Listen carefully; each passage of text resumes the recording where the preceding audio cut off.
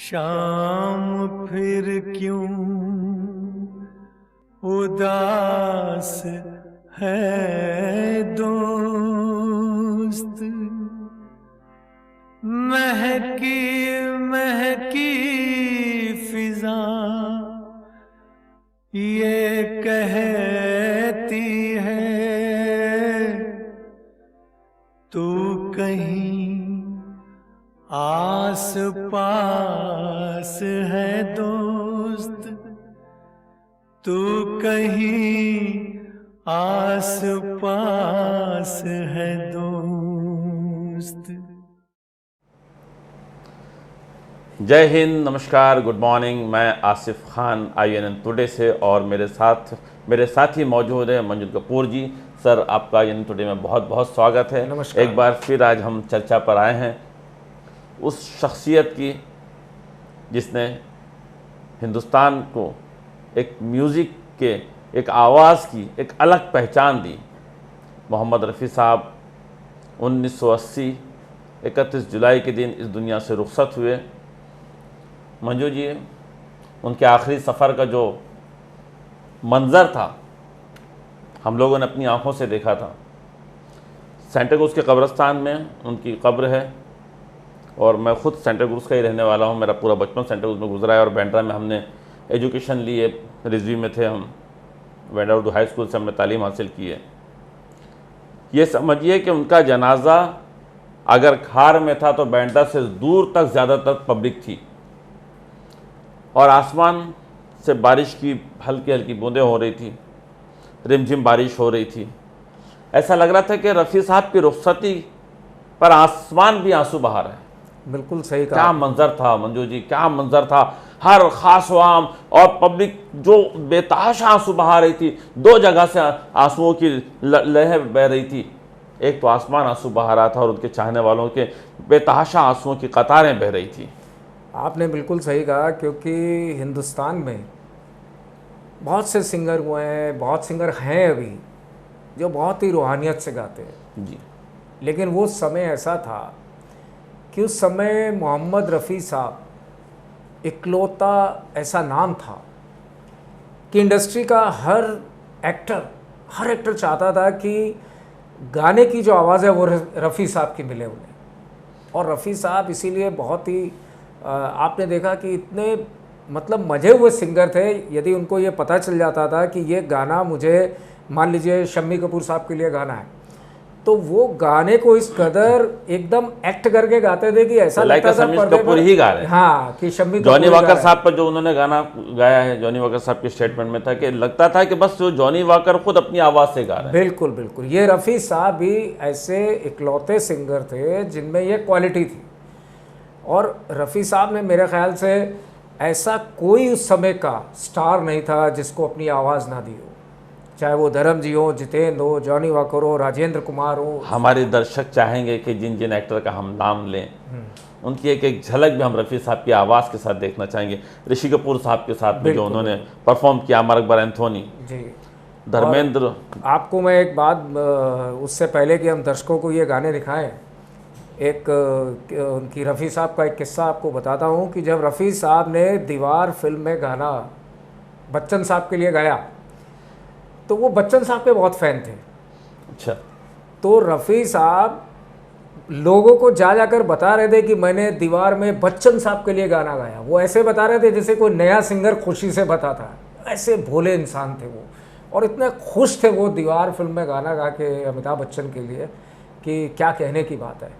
तो आइए देखते हैं रफ़ी साहब की कुछ झलक। मैं कोटला सुल्तान सिंह पंजाब में पैदा हुआ।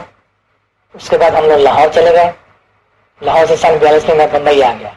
मेरी तालीम ज़्यादातर घर पे हुई क्योंकि मुझे ज़्यादा गाने का शौक था, तो इसलिए मैं ज़्यादा पढ़ाई की तरफ तवज्जो नहीं दी। मेरे उस्ताद बरकत अली खान थे और जिनसे मैंने क्लासिकल गाने की तालीम हासिल की, और दूसरे उस्ताद अब्दुल वहीद खान साहब। गाने का शौक पैदा ऐसा हुआ जब मेरी उम्र 10 साल की थी जी। तो जिस मोहल्ले में हम लोग रहते थे वहाँ एक सुबह सुबह फकीर आया करता था। अच्छा। तो वो गा कर पैसा मांगता था। अच्छा। तो जब गाता था वो तो उसकी आवाज़ मुझे इतनी अच्छी लगती थी, तो मैं वो जहाँ चलता जा रहा था मैं उसके पीछे पीछे चलता, मैं भी साथ साथ में चलता था। क्या गाता था? तो गाना वो पंजाबी में है, मैं आपको सुनाता हूँ। उसके बोल है उसके, खेडन दे दिन चार निमाए, खेडन दे दिन चार। तो मैं उसको आपको थोड़ा अगर कोशिश करता हूँ ट्यून में सुनाता हूँ। खेडन दे दिन चार निमाए, खेडन दे दिन चार।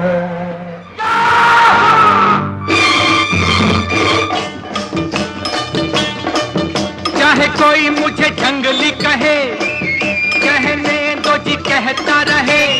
लग जा गले के फिर हंसी रात हो न हो,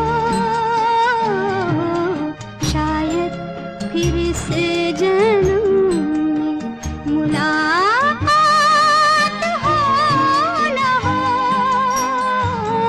बदन पे सितारे लपेटे हुए, तो जान तमन्ना किधर जा रही हो, जरा पास आओ तो चैन आ जाए। ये दिल तुम बिन कहीं लगता नहीं, हम क्या करें, तस्वीर में कोई बसता नहीं, हम क्या करें। गुलाबी आंखें जो तेरी देखी, शराबी ये दिल हो गया। संभालो मुझको ओ मेरे यारो, संभलना मुश्किल हो गया। पर्दा है पर्दा, पर्दा है पर्दा, पर्दे के पीछे पर्दा नशी है, पर्दा नशी को पर्दा ना कर दूंगा पर्दा।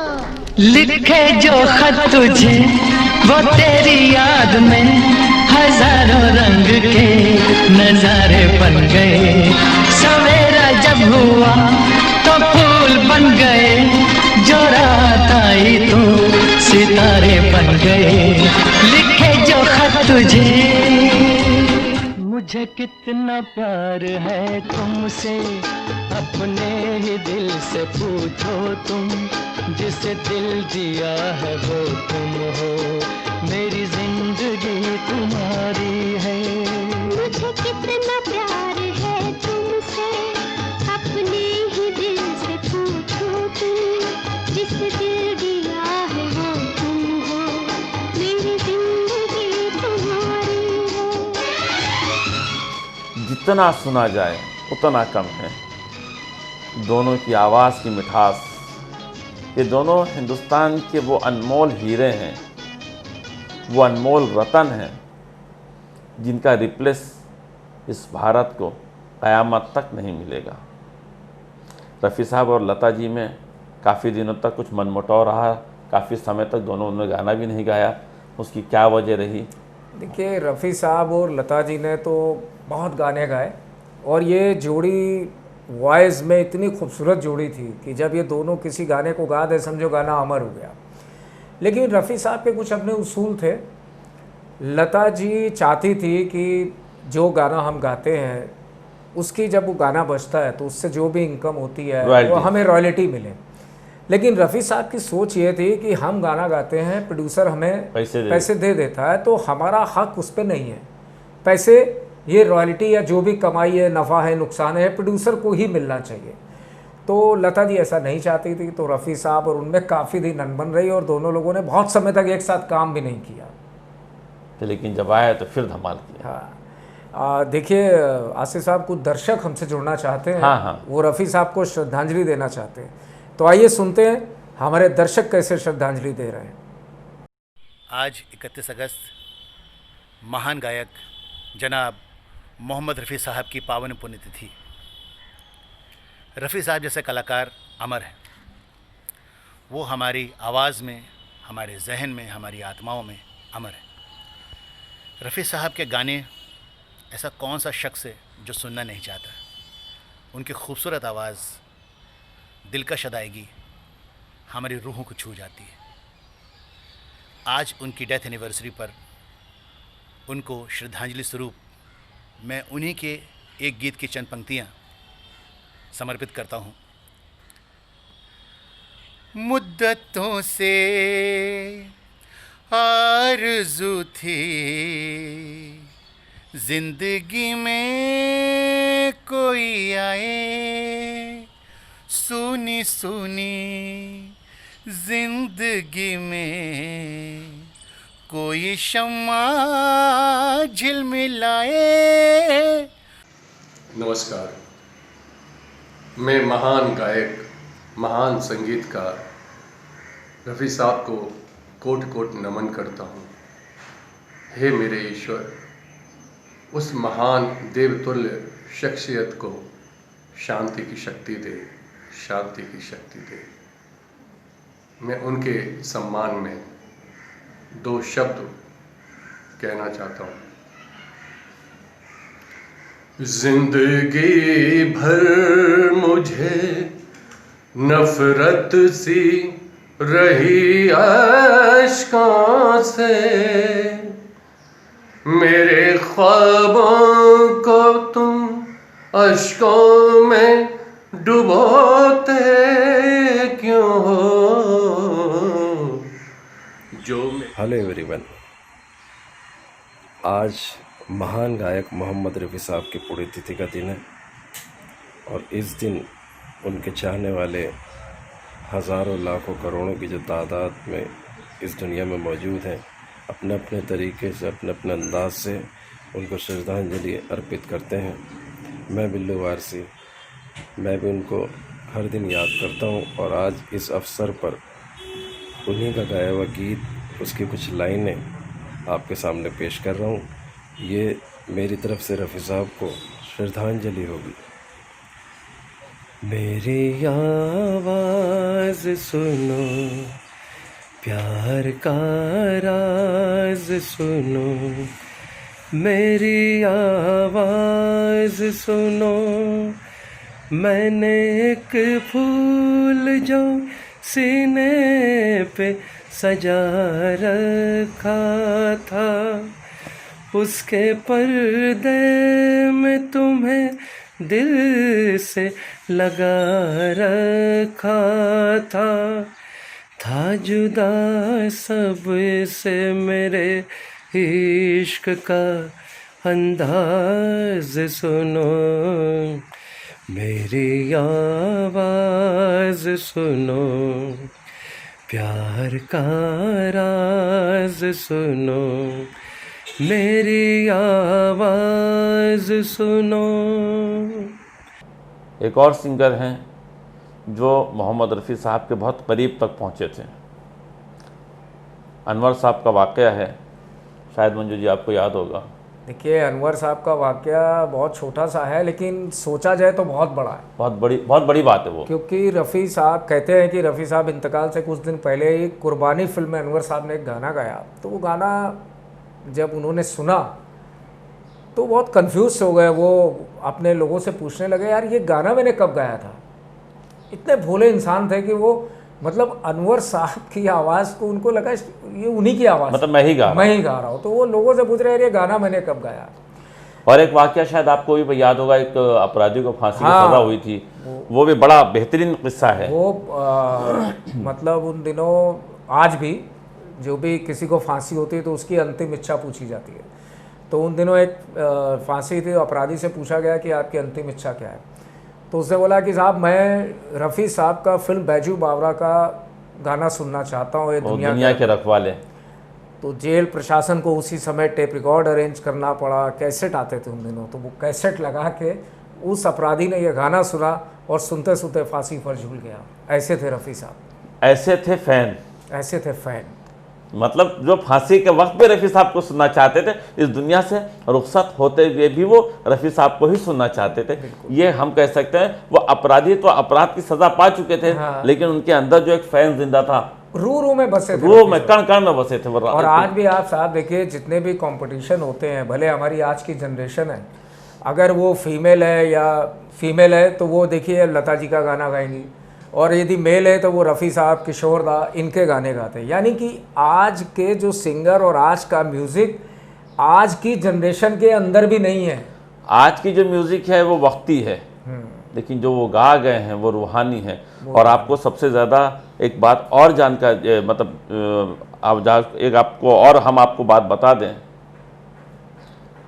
सबसे ज़्यादा भजन भी रफ़ी साहब ने गाए और भजन भी गाए। और एक बात तो सबसे ज़्यादा दर्शकों को शायद पता हो, नहीं पता है तो मैं आपको बताता हूँ कि रफ़ी साहब ने किशोर साहब के लिए, यानी पर्दे पे किशोर साहब एक्टर थे, और रफ़ी साहब ने 8 गाने किशोर साहब के लिए गाए। यानी कि उनको पर्दे पे रफ़ी साहब गाए, किशोर साहब एक्ट कर रहे हैं, किशोर कुमार एज एक्टर और आवाज़ मोहम्मद रफ़ी की। और एक वाकया है, फिल्म था हाथी मेरे साथी, उस वक्त रफ़ी साहब, किशोर साहब एकदम अचानक हिट हो गए और बहुत बड़े सुपरस्टार हो गए, क्योंकि राजेश खन्ना, अमिताभ बच्चन सब के लिए गा रहे थे। रफ़ी साहब कुछ दिन के लिए घर बैठ गए तो उनके पास काम नहीं था। एक प्रोड्यूसर उनके पास पहुंचा और उसने कहा कि रफ़ी साहब मेरे अपनी फिल्म में गाना गवाना चाहता हूं। तो उन्होंने कहा वो एक लड़का आजकल बहुत हिट है, आप वो किशोर कुमार से गवा लीजिए।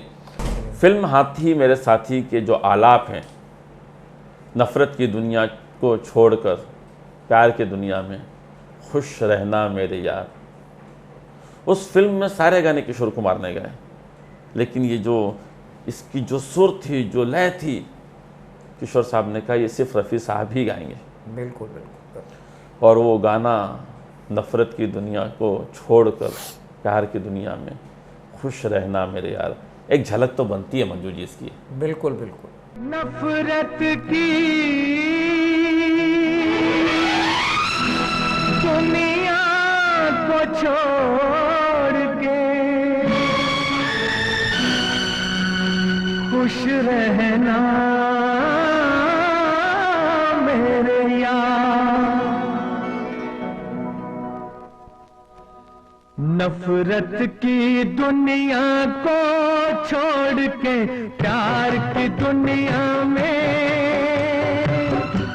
खुश रहना मेरे यार, नफरत। देखिए ये गाना आपने सुना, चूँकि रफ़ी साहब का जो स्केल था, जितनी हाइट पर वो गाते थे, कोई मामूली बात नहीं थी। उन दिनों कोई ऐसा सिंगर नहीं था।